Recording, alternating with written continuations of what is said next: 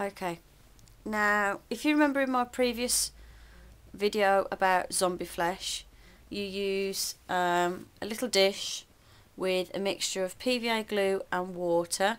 Do about half PVA glue, half water, and you want it to look, when you've mixed it, you want it to look like milk.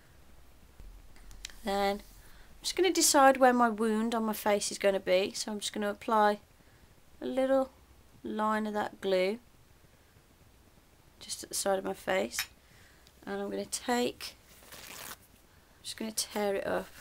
You don't want the edges to be all straight, because else it doesn't work.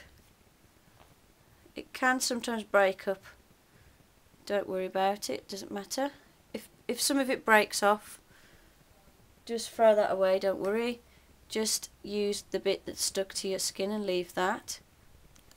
Okay, and then I'm just going to take a bit more of my glue mix, go a bit further up the side of my face, and take another torn up raggedy piece,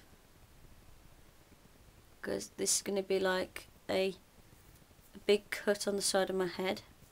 So there you go, that's my skin flap there.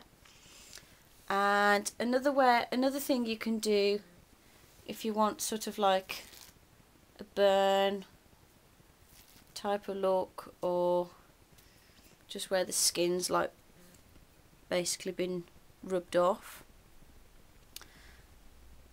take some of your glue and water mix and stick your tissue on top, but this time when you paint the PVA glue, paint it all over the tissue, not just on the one edge.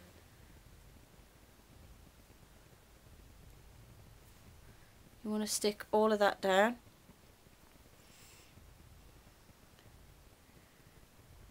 Like so. And for this one it's probably best to apply a couple of layers. Okay, the next thing to do is when it's very nearly dry, not when it's totally dry.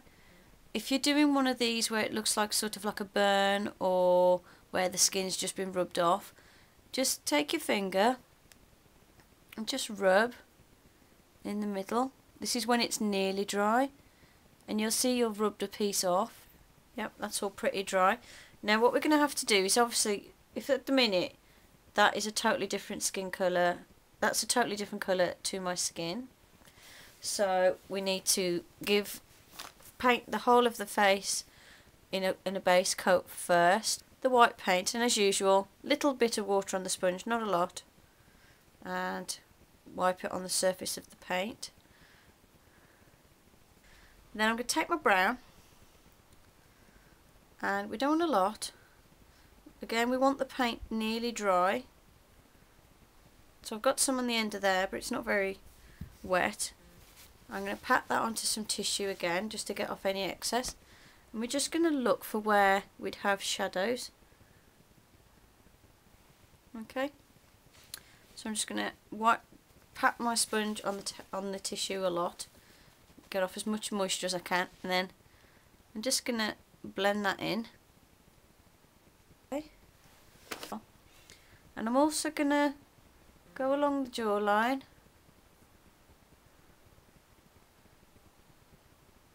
go up either side of the chin to emphasise the chin shape.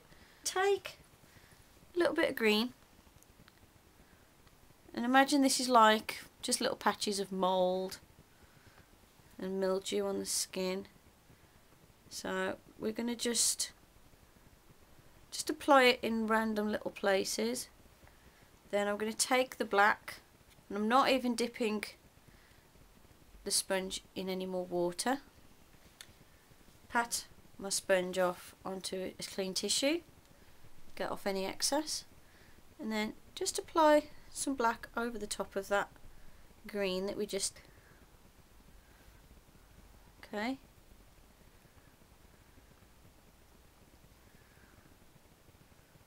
Okay.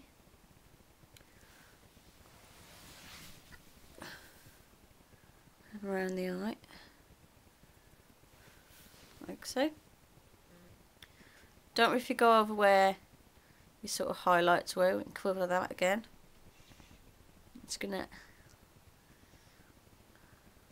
darken the eye, the nose, and just a little bit around there. Apply some paint over the top of the tissue there. Right, I've decided I'm probably going to do that as another sort of burn wound type of thing, so I'm going to apply a lot of black around there.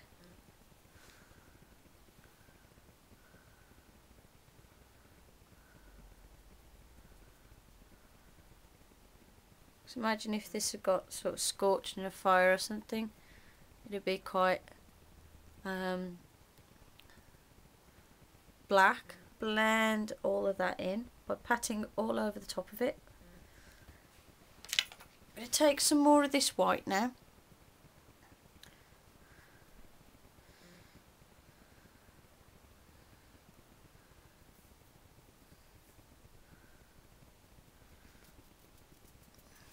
Now I'm going to put back in the areas of highlight.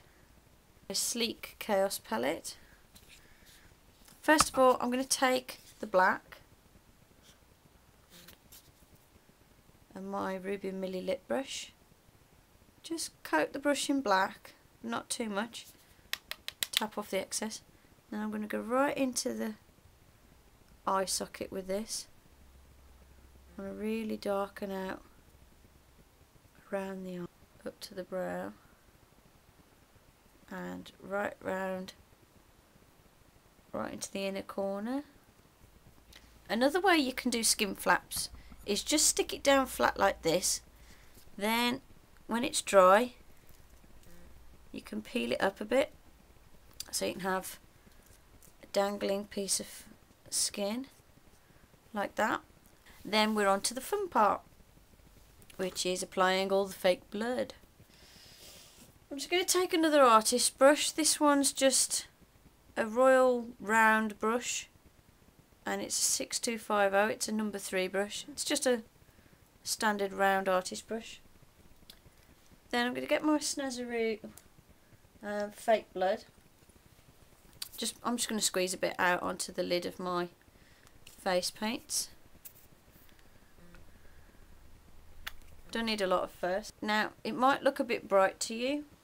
What you can do is you can mix a couple of sorts of fake blood together, or if you just dip your brush into the black paint first and mix that with the fake blood, see how all of a sudden the fake blood looks really dark. I'm going to go right in to the wound with that. See how it's a lot darker because I've applied the black inside the wound and also I've applied black paint to the fake blood.